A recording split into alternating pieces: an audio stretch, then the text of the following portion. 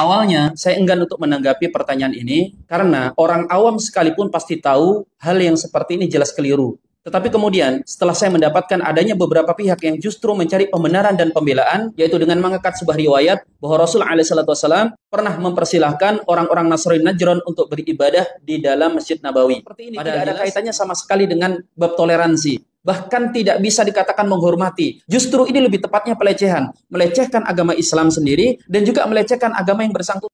Bismillahirrahmanirrahim. Assalamualaikum kaum muslimin semuanya yang semoga selalu dalam rahmat dan lindungan Allah.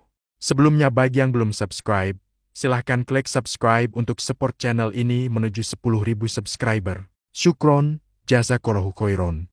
Pada pertemuan kali ini, kita akan membahas tentang video seorang ustadz di TikTok yang membantah dalil orang yang membenarkan puluhan biksu ibadah di masjid. Kita simak langsung videonya kaum muslimin.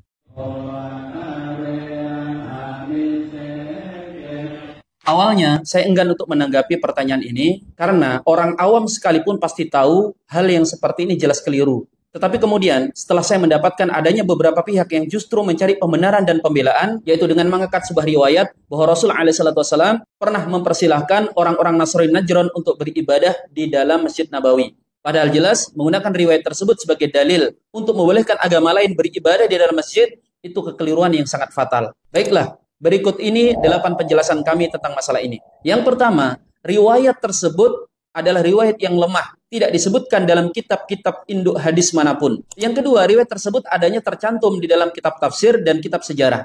Dalam Tarikh Ibnu Ishaq, jalur periwayatannya diambil dari Muhammad bin Ja'far bin Zubair, yang mana jelas bahwa Muhammad yang merupakan cucu Zubair bin Awam radhiyallahu anhu tidak mungkin bertemu dengan Rasul SAW. Kemudian dalam tafsir As-Sa'labi disebutkan jalur periwayatannya ada yang dari Muhammad bin Marwan As-Saddi, yang mana mayoritas ulama hadis melemahkan rawi yang satu ini. Kemudian jalur selanjutnya adalah dari Abdullah bin Ja'far Ar-Razi, yang menerima periwayatan tersebut dari Rabi ibn Anas, yang mana kemudian para ulama mengatakan apabila dua rawi ini bertemu, maka hadisnya lemah. Maka secara kesimpulan, jalur periwayatan kisah ini adalah lemah sehingga tidak bisa digunakan sebagai dalil.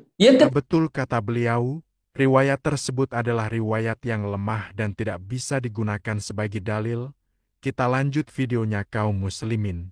Ketiga, seandainya saja periwayatan tersebut bisa diterima, bukan untuk melegalkan semua agama boleh beribadah di dalam masjid. Kita perlu tahu orang-orang Nasrani Najran itu adalah yang nenek moyangnya dikisahkan dalam surah Al-Buruj. Yang mereka adalah orang-orang beriman yang dibantai oleh Raja Zalim dari Yaman, yang bernama Zunuwas, yang mana kemudian anak keturunan mereka ini yang bertemu dengan Rasul SAW, mereka masih sangat mirip dengan ajaran Nabi Isa yang murni. Sehingga tata cara ibadah mereka tidak seperti tata cara ibadah orang-orang Nasrani hari ini. Mereka masih ruku dan sujud seperti yang dilakukan oleh sebagian sekte Nasrani dan orang-orang Yahudi yang bahkan sampai hari ini masih bisa kita temui. Yang keempat, riwayat tersebut dijadikan oleh para ulama sebagai bahan bahasan untuk menentukan hukum tentang orang-orang non-muslim yang masuk ke dalam masjid. Apakah boleh atau tidak? Bukan untuk membolehkan mereka beribadah di dalam masjid. Kalau masuk masjid saja, itu sebagian ulama melarang. Lalu bagaimana dengan sampai beribadah di dalamnya? Yang kelima, ini sifatnya kasuistik. Rasul SAW dalam bahasa yang benar di hadis itu bukan mempersilahkan, tetapi membiarkan. Ketika mereka mulai ibadah di salah satu tepi masjid, itu beberapa sahabat tidak meringkusnya, tetapi Rasul melarangnya. Seperti kasusnya ketika ada orang Badui masuk ke dalam masjid dan kemudian pipis di dalam masjid. Saat para sahabat tidak meringkusnya, Rasul melarang. Karena tentu kalau diringkus, dikejar, akan membuat najis itu tersebar kemana-mana. Tentu hadis ini tidak bisa kemudian menjadi dalil bolehnya atau membiarkan orang lain pipis di dalam masjid. Sama dengan riwayat tersebut, jika memang riwayat itu bisa diterima, dengan membiarkannya, Rasulullah SAW memberikan semacam pesan bahwa sumber ajaran yang beliau bawa itu sama dengan apa yang dibawa oleh Nabi Isa alaihissalam. Hal ini terbukti begitu mereka kembali ke Najran, sebagian besar mereka telah masuk ke dalam agama Islam. Yang keenam, sebagian ulama menjadikan bahasan hadis ini adalah untuk menentukan hukum bolehnya orang di luar Islam masuk ke dalam masjid atas izin takmir atau kaum muslimin setempat, tetapi tidak untuk Masjidil Haram dan Masjid Nabawi. Yang ketujuh, tentang larangan umat lain beribadah di dalam masjid, menyembah Tuhan selain Allah, itu tegas dan jelas. Jangankan orang di luar Islam, orang Islam saja tidak diizinkan menyembah Tuhan selain Allah atau menyembah siapapun di dalam masjid kecuali Allah Subhanahu wa taala. Allah taala berfirman, "Wa annal masajida lillah fala tad'u ma'allahi ahada." Sesungguhnya masjid itu adalah kepunyaan Allah. Jangan engkau menyeru menyembah siapapun di dalamnya selain Allah Subhanahu wa taala. Nah, kaum muslimin, jadi di sini kita tahu larangan menyembah selain Allah di dalam masjid ini ada di dalam Al-Quran. Kita lanjut videonya kaum muslimin.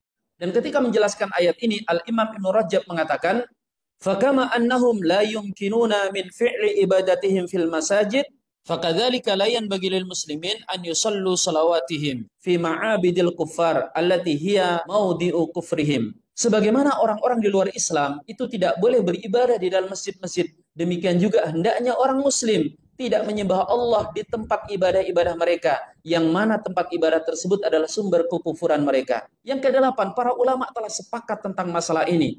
Jika alasannya tentang bab toleransi, Anda tidak akan kekurangan dalil bagaimana ajaran toleransi dalam Islam. Makna toleransi dalam Islam itu bukan berarti kita menyamakan agama lain dengan agama kita, apalagi kemudian mencampur ajaran agama lain dengan agama kita. Sebagai contoh, namanya toleransi. Kalau ada orang misalnya sarapan pagi, yang satu minum teh, yang satu ngopi. Yang namanya toleransi adalah yang tidak suka kopi minum tehnya, dan yang suka kopi minum kopinya tanpa mengganggu yang minum teh.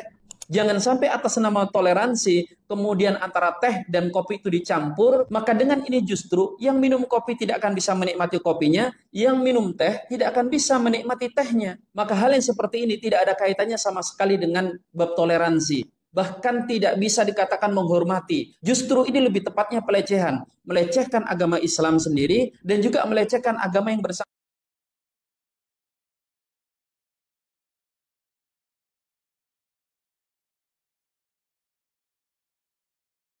Baiklah kaum muslimin, itu tadi penjelasan dari Ustadz Ahmad Syahrin Thorik.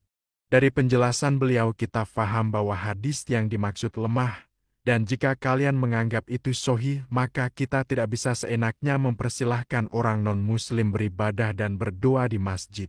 Sama halnya seperti kita tidak bisa mempersilahkan orang kencing sembarangan di dalam masjid karena itu pernah terjadi di zaman Nabi.